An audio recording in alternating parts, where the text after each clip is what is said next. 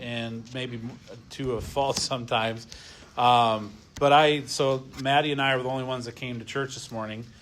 Maddie's 16, so she's sitting in the passenger seat, which she usually isn't. And we're almost to Flandreau from Brookings, and I have a panic moment and go, I don't have my Bible, nor do I have my iPad. And that's where my notes are kept for school, for class and all the stuff. Fortunately, I have the program I use is also on my phone, so it's just way smaller and way out of sync, but it's here. So then I did not have to turn around and go back, but I had a panic moment on okay, we're in trouble. What am I going to do now? But fortunately, I had a backup, so now you know my faults, my forgetfulness. Really, the main reason is because Lisa had me do breakfast for her. And so I'm doing breakfast in the oven, and I forgot the orange juice too. So if you thought we're hoping for orange juice today, that's my fault. There's a whole quart sitting in my fridge that won't probably get drank all this week. But anyway, 1 Timothy chapter 6. We're going to go down to verse number 6. And verse number 6, we're going to read through verse number 10. A few months ago, I don't know, it may have been over a year ago now, we did a lesson series on contentment, where we just focused on contentment exclusively. So some of the things we'll say today, the lesson is on contentment in the home. We're going through a lesson series on rearing kids and raising kids. And so some of the things I'll say will be a repeat of what was said then, but it's going to more be tailored to within your home, and with your kids, specifically rearing them, and even with us. Obviously, I said this last week. Anything we're trying to teach to our kids or show our kids, it has to start in our hearts and who we are already. You can't go very long telling your kids to do something that you don't practice or don't do on your own. That doesn't last very long. So obviously it applies to us, but as we teach our kids contentment and being satisfied with what they have, and I mean, if you're here on Wednesday night, Pastor even touched on that a little bit in his message on Wednesday. So it'll kind of not from the same approach, but the same idea of, is God enough for you? Right, and is what God has given you enough for you? So 1 Timothy chapter 6, verse number 6, it says, But godliness with contentment is great gain. For we brought nothing into this world, and it is certain we carry nothing out. And having food and raiment, let us therewith be content. But they that will be rich fall into temptation and a snare, into many foolish and hurtful lusts, which drown men in destruction and perdition. For the love of money is the root of all evil, which while some coveted after, they have erred from the faith, and pierced themselves through with many sorrows. So that whole passage there talking about being content, and then some of the negative things when you don't have contentment. I mean, those are some pretty serious consequences that God talks about there, and illustrations on what it's like when you're not content. So being content is important. I think God expects us to be content and wants us to be content, as Pastor said, with Him and the things that He has given us. So how do we bring that into, or why would we bring that into our family? Obviously, we want our kids to grow up contented, right? We want them to be, we don't want them to be selfish. We don't want them to be covetous, right? We don't want to teach our kids that. However, we live in a culture that is consumerist, right? We're in a consumerist culture. It's all about the stuff, right? I mean, kids, we don't really watch TV like we used to back when I was a kid. We stream everything, or we watch YouTube videos. But even the ads and all those types of streaming and things of that nature is about the stuff that you can get, right? And all the things that you need, the next new thing that you have to have. And our kids, even if we're really careful about it, the world that we live in, our kids are targeted and influenced by the world. And they attempt to influence them. And the problem is, I think, or part of the problem is for us as parents, we are, whether we like it or not, we are influenced by our children. As you bring, and in, for those of you that have younger kids that you're bringing in, and as they start to become toddlers and they start to eat regular food, and they're not, doing the formulas and things like that, where you go eat, like there are studies done, like it's over 90% of the reason you go where you go is because your kids will eat there. Right, you'll go to a restaurant, like you'll exclude restaurants on your list because, well, this kid won't eat anything there, so we got to go somewhere where the kids will eat. And marketers know that, people know that, and so they target the kids for restaurants, for birthday presents, for stuff. Right, kids are targeted on all those things. They influence even in, obviously, hopefully we're a little bit different, but there are studies done, and I have this study, and I couldn't believe it. So I looked at a couple different ones because the percentages are so high. But it says that 97% of the time, what is eaten at breakfast time is influenced by the children. Okay? 95% of what happens for lunch is because of the kids. I'm like, there's no way. Like, that never happened in my house. Like, when I was a kid, I did not have that much sway. So I looked at a couple different places, and they're all in the mid to high 90s of when you casually dine out at a casual restaurant for a family. Like if you're just going out, nothing special, you're just going out to eat at a sit-down restaurant, 98% of the time it's influenced by what the kids will or won't eat. Entertainment choices, the things you'll go do, the places you'll go for entertainment, and I would see this being the case as kids grow up. You go play mini golf, or you go bowling, or whatever the things that you do are influenced heavily by what your children will do, or you're doing it for the children, right? What the children like to do, you as a family go do the things that the children like to do. Family trips, even excursions, 94% of the time influenced by what the children want. We as parents consider our kids in almost every daily choice of purchases, vacation spots, where we eat. We consider our children, which we should, right? They should be considered. But when you look at it in the fact that what they prefer as children drives what we do as a family. And if we're not careful, as Christian, Bible-believing families, we can allow our children to be driven by whatever is influencing them from the outside. And it doesn't necessarily have to be a bad thing, right? They want McDonald's because McDonald's has a lot of money to throw at marketing and a lot of salt and sugar to make things taste good at the beginning, right? And so they throw a lot into making your kids like the chicken nuggets, like the French fries, like the toy, right? And they push money into that demographic, knowing that it will bring mom and dad along and their money as well.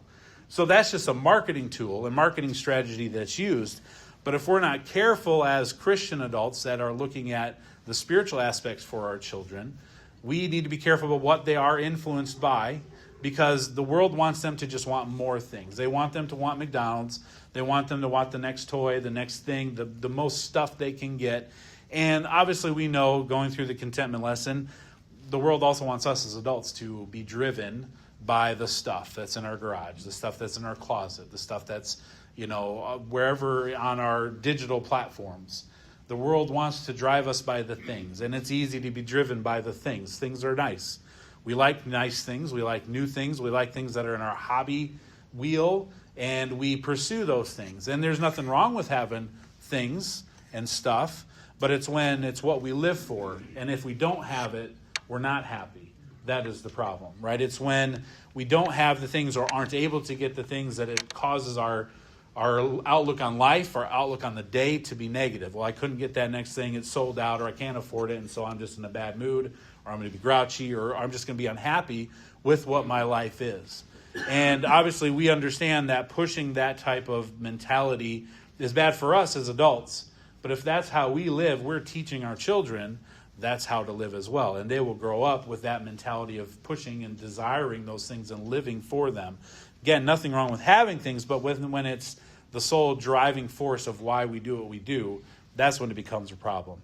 So there are some things culturally that are kind of learned and even generationally learned, and we want to cultivate contentment with our children, not covetousness.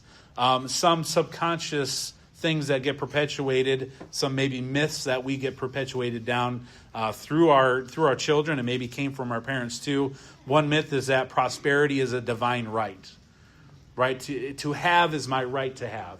I should be able to because I'm just me. The American dream.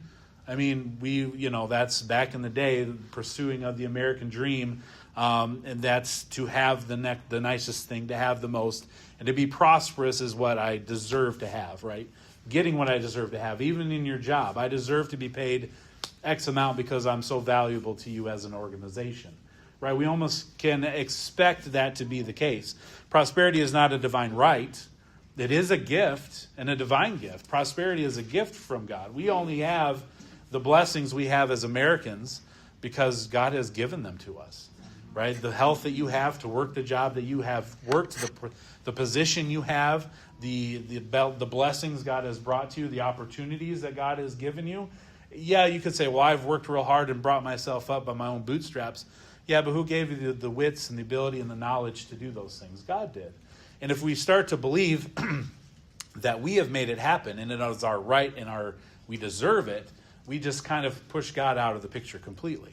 And without even really thinking about it, we don't give God credit for all the awesome stuff that he's done for us. We just expect, well, it's what I have done. And then we start to teach that to our children, right? God doesn't view rich people and poor people differently. He just views people as people. He gives some people opportunities that other people maybe don't have the options to have. And so the things that we have had, we should be even more grateful to God for allowing us to be part of that. Another myth that we might believe is that it's my money, right? I worked hard for it. I put in the time. It belongs to me, right? So what's mine, I can do with what I want. And that's a myth because we're stewards of our money, right? We don't own it. God is, again, given us the ability to earn that money to use to the best of our ability for him, right? And yes, that means having vehicles and having clothes and living in a house and even having toys and fun things that you do and entertainment. But it's being a steward of it because it's from God.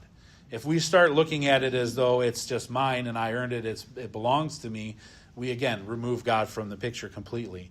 Another myth is that money is evil, right? Money is not evil. Possessing money is not a sin, but being possessed by it is, right? Money is a tool, right? And there's nothing wrong with money, but like the scripture here says, the love of money is where the problem begins. Because money becomes the ultimate thing you pursue instead of God being the ultimate thing that we pursue. And when money becomes the ultimate thing we pursue, you're always looking for the next thing. And it's never going to be enough. And you know that. I mean, you probably have all had things or moments in your life, seasons in your life where that was what you were driven by. Whatever it was, something drove you that wasn't God. And it seems as soon as you got it, you're like, well, okay, that's it. All right, what's next? And we've all had those moments and times. And hopefully we've grown since then and learned that is not how we should pursue things, but pursue things that God wants us to pursue. But again, if we have those mentalities, then we begin to teach those to our children. And we want to avoid that. We don't want our children growing up that way because that brings covetousness and discontentment. So what we must do, so another thing is I don't have marked what I have put up here. So hopefully, okay. Battery dead? No, there we go.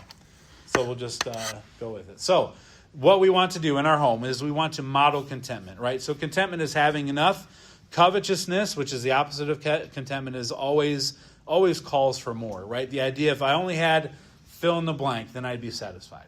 If I only had this much more money in the bank account, I'd be good. If I had this here, I'd be fine. If I had that, whatever it is in our life, whatever it is in that moment, then I would be satisfied. And it goes back again to what Pastor was saying on Wednesday night, is what God has already given you enough for you? Or is it not enough for you? And again, that doesn't mean you shouldn't desire to do better or improve or increase. There's nothing wrong with doing more and getting more. There's nothing wrong with it, but is it because you want to have more and you think that will bring you happiness? That's where the problem lies. With what you have, is God what he has given you enough? Is he enough? Right? And I lose sight of that every day. I mean, if I'm honest with you, I can lose sight of, is God enough for me every day? When things go wrong at work, right? God is not enough for me in those moments. Or this week we had like 5 minutes before open, work at a restaurant, we have ice cream, we have machines that have, the mix goes in big tubs on the bottom of this machine, it's cooled, and it has pumps and hoses that bring it up, puts it in the barrel turns, cools it down, comes out ice cream, right? Basics. The hose in the bottom of the cabinet broke. And it's closed, so you don't necessarily know when you're doing other things until all the ice cream starts spilling out the bottom of the cabinet. So it pumps. It keeps pumping because it thinks the barrel is empty, and it just pumps. So all 5 gallons of mix got pumped into the cabinet, which then ended up on the floor 5 minutes before open. And it's not like cleaning up pop or water. It's mix. It's sticky. It's thicker than water. And so you've got a mop, and you're opening the doors. People are starting to come in, and you're down. Now you have to replace the hose. So you have to take all the hose out with the mix all over, and then clean it, new hose. God was not enough for me right then. At all. Like in my human sinful, carnal nature, I was so frustrated. And then I was even more frustrated because my brother's like, yeah, it's leaking. And he just disappeared. So, I work with my brother every day, right? And he's just gone. And it's like, oh, I guess this is my job now, right? And so God was not enough for me that morning. And my carnality came through. And I was unhappy. I was not content. I was very discontented. I was covetous for not having to deal with these things. And hoping I could work for somebody else instead that would deal for me.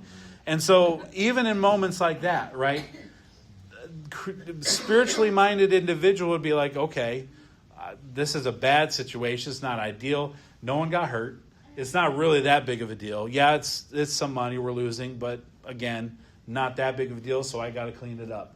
I'm just happy that I'm healthy enough to get down on my knees and I can get under here and clean it out. I'm happy that I have another hose that I can replace the old hose with. This doesn't shut the business down. It doesn't shut the machine down. It takes me 20 minutes, 30 minutes. I clean up and we go as if it never happened. But that was not how I thought in that moment. But a contented person, I think, would think that way.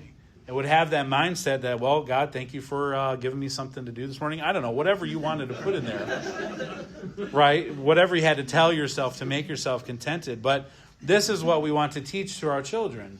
And then I know some people that would be kicking things and knocking things over because they're so angry at a situation like that, right? You probably know people that would respond that way. What does it look like for God to be enough for us? Right? It's every situation and every day and every moment. And as adults, God being enough translates to how our kids view is God enough for them. Right now, you're everything to them, right? As your kids in your home, you're everything to them. And as they grow, they start to learn about God. And hopefully through you, learn what God has done for you that allows you to be everything for them. And they kind of begin to understand God on their own. When they get saved, then they have a relationship with Him. But what God is and how much He's enough for you is what they view as enough for them. So how do we translate that to them, like practically modeling that? One of the easiest ways we can do it, which I said those things, is living below your means. Just something super practical, to be contented with what you have, right? Proverbs 22:7 says, the rich ruleth over the poor, and the borrower is servant to the lender. Right? Sometimes just because we want it doesn't mean we should have it. We teach our kids that, but we don't necessarily follow that ourselves all the time. Just because we want it doesn't mean we have to have it. Sometimes it's good for us not to have it. Right? We can get ourselves in trouble, even with all the good things that God gives us. We can push ourselves so close to the edge of being okay financially that anything bad happens, we're in a bad spot, and now we're just stressed, discontented, can't get the things we want to have, can't help the people we want to help, because we're pushed ourselves to a place where we live so far, but where God has blessed us. God, even the lowest of us, the lowest income person in here, is well blessed beyond much of the world. And God has given us so much, but we can push ourselves to put ourselves in a bad position and teach discontentment because we can't have the things we want to have because back here we decided to do something else. So live below our means. It's not easy necessarily always to do, but if we put ourselves into debt too difficult, and not to get up here and preach Dave Ramsey, but it makes essentials harder to have, right? If we're tied up elsewhere, the essentials are harder to have, and so therefore the wants are even harder to have, and your desires and maybe the fun stuff are even harder to get because we put ourselves in a bind. One of the best lessons for kids, young people to learn is the difference between needs, wants, and desires, right? As a parent, we need to provide for our children's needs. Right, that's expected. There's scripture about providing for your family's needs, right? But when it comes to wants and desires, there are times when restraint is good, right? Your kids shouldn't always get everything they want all the time just because they want it. Not because they shouldn't have it or it's bad to have, but there's lessons to be taught about restraint, about waiting, about patience, right? There'll be times where you can provide beyond the needs of your family, and there'll be times when you say no. To allow learning to save, learning to wait, learning to understand the value of what is gained, right? If they're just handed to all the time, everything they ever want all the time, they're always going to be looking for the next thing all the time. There are lessons to be taught there, right? So we should live below our means. The second thing, provide for basic needs, which just ties into there. We already read We brought nothing out into this world. We certainly can carry nothing out. And having food and raiment, let us therewith be content. The scripture tells us that you have food, you have clothes, you basically have the things that you need to live. Yes, there are a lot of other things that make life more convenient. There are things that make life more enjoyable. But to live, food and raiment are the necessities, according to this scripture. And it's not just telling you that if you just be happy with food and clothes and get over everything else. It's pointing out a contrast between contentment and covetousness. What is the littlest and smallest amount that will keep you happy? Well, if you have God, which you never don't have him, then then all you need is food and clothes, and you can still be content. It's not necessarily saying just be happy with those things. It's saying the idea that if I have God, there's very little I can live on and still be happy with and be content with and have a contented life, a happy, joyful life, not miserable, pouting, angry all the time, but content with what I have, because the contrast between contentment and covetousness is what it's trying to point out there. Right? The goal of life and work is not to amass and to have, but to meet our needs and give to others. Scripturally, right? Scripture never says get as much as you can and store it and store it and store it and keep it and hoard it and get the most things. Everywhere in Scripture says get what you can to live and then help everybody else. That is scripturally how we should be managing ourselves, and even not just our finances and our wealth, but our person, right? Our service, our time. That is how God expects and teaches us as his people to behave and to act, is not to just hoard it all for ourselves and be covetous and selfish, but get what we need to live and then help everyone else and serve around us, right? That is the goal. Our children's basic needs are shelter, food, right? A place called home is a big deal. And it doesn't matter how many rooms are in it. It doesn't matter the quality of the carpet or the brand name of the furniture or the appliances. Your kids don't care about that. Your kids just want a home. And that's a place to live where mom and dad are. That's home. That's all they need for their home, for shelter. They need food. Again, you don't need the brand names, the best stuff. You need the things that are good for them. Clothing, right? They need to be clothed. Name brands don't make us cooler. I know we think it does. And it just depends on, honestly, the culture, or even maybe if you bring it down to a subculture of if you go into suits and ties and those types of clothing, the brand names don't actually make us cooler people. And maybe you feel like you're cooler in the moment, but you're still the same nerd you are under the nice clothes as if it were bad clothes, right? It doesn't make you cooler. And so our kids need to realize the name brands, it doesn't matter. Are they clothed? Are they warm? Are they covered? Are they taken care of? Is it in good shape? That's what matters. It doesn't matter the maker of it, right? Education, that's a need your kids need. How can you help your children beyond the high school age of teaching, of schooling? That is what, from the moment they're toddlers, they start to learn to talk and walk and read and write. You're not just teaching them, arithmetic and English. You're teaching them biblical principles. You're teaching them how to live as an adult beyond traditional schooling, right? And regardless of what you choose for your schooling for your children, most of their education should come from mom and dad at home. Like whether it's reinforcing what's happening at school, and depending what kind of school they're in, undoing some of the things that are at school, right? And that's why be very careful about where your kids get their education. But that education is your responsibility as mom and dad. And then there is recreation. There should be some recreation in your kids' lives. Family time is recreation. It doesn't mean they have to do all the most expensive things and go to the most expensive ball games and the biggest and best things. If you can save up and do that sometimes, that's great. Creating memories. I've talked about this a lot. Doing this child rearing thing, I've been focusing on childhood memories and nostalgia for me and for us, and realizing we're instilling that in our children. Your relaxation time and your recreation time help build those memories for your kids as they get older. They'll look back at the times you guys went bowling, or the times you went to the nature park or the national park, or you camped out. The things that you do as a family help build that contentment in their life, that God is enough for them.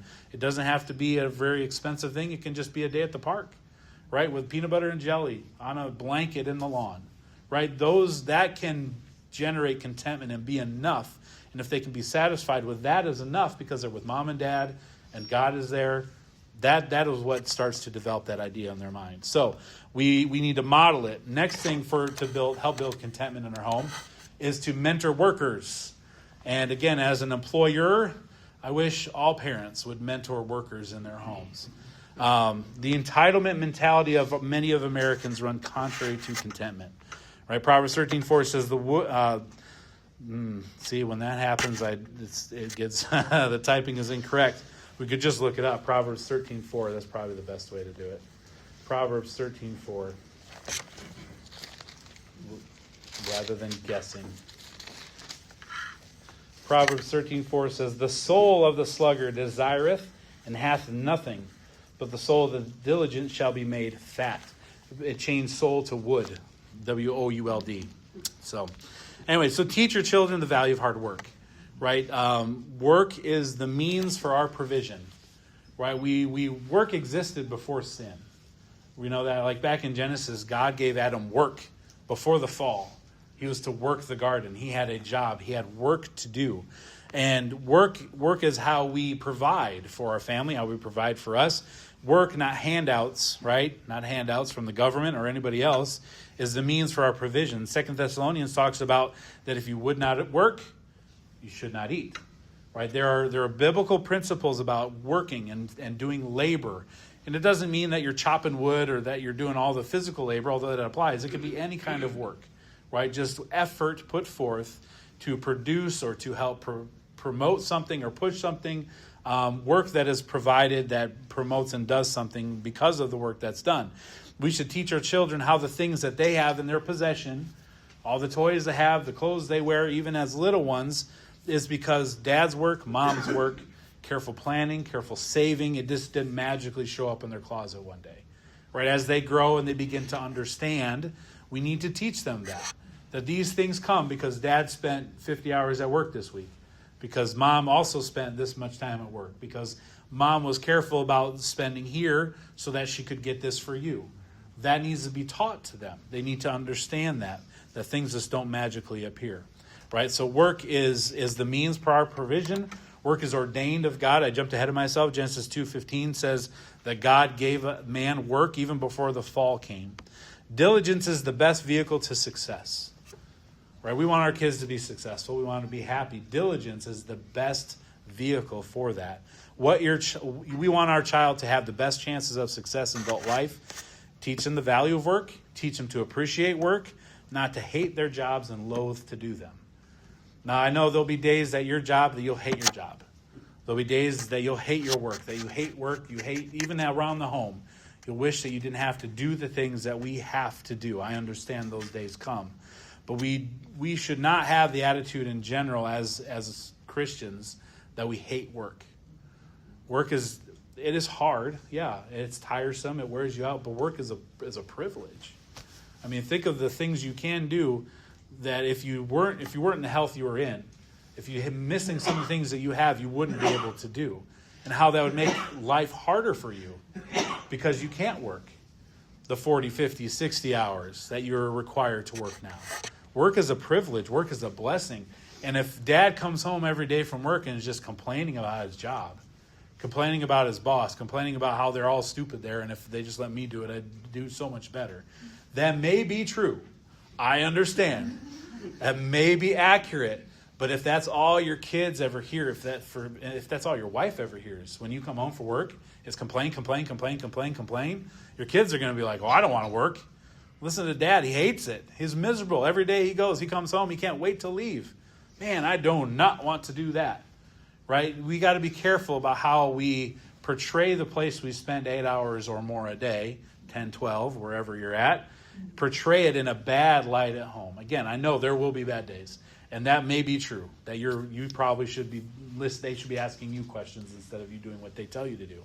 But we want our children to value work and be willing to work and want to work and have a good attitude at work. I can tell you, as one that employs 14, 15, and 16-year-olds, I can tell the kids that come from homes where mom and dad have taught them something about work before they show up, and the ones that have done nothing to help them prepare for the workforce at all. It is a stark contrast. I mean, from sweeping a floor. Your kids should know how to sweep a floor at like 8, not 16. I mean, it's simple and it's silly, but it's a principle and it shows a pattern. And hopefully you know how to sweep a floor. But when kids come in and they have a broom, and they go like this is how they sweep. Right? One motion from one end of the floor to the other. They don't move, they don't sweep, they just kind of pull. They've not been taught to sweep a floor. And when you tell them, well, here's how you sweep a floor, they look at you like, what? So, teach your kids how to sweep.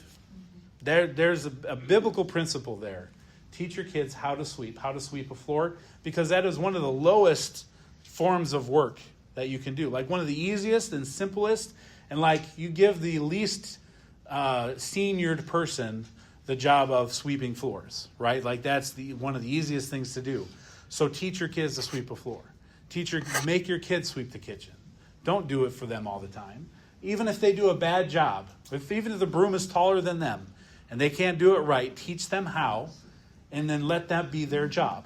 And then when they're not there, go behind them and do what they missed. But then teach them as they get older and can how to do a better job, how to get under things, how to move tables out of the way and sweep under there, not just around. Right? Those types of principles, right? Work is it's ordained. God has given it to us. He expects us to do it.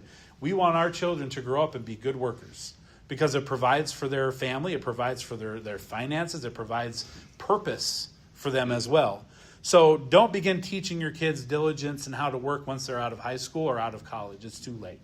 You missed it. Their bosses now are going to have to do it. Teach them while they're in the home. It starts when they're 4 or 5, helping mom in the kitchen, helping dad in the garage. And I know sometimes when they're little, helping is not helping. It makes it harder. It makes it worse. It takes longer. But you're teaching principles to them. They will begin to like to work if they get help mom. Right? Lisa's done really good with this with Gemma, and she loves to bake. She doesn't know what she's doing, right? But she loves to help Lisa make food. And so when you allow them to do it, she's having fun.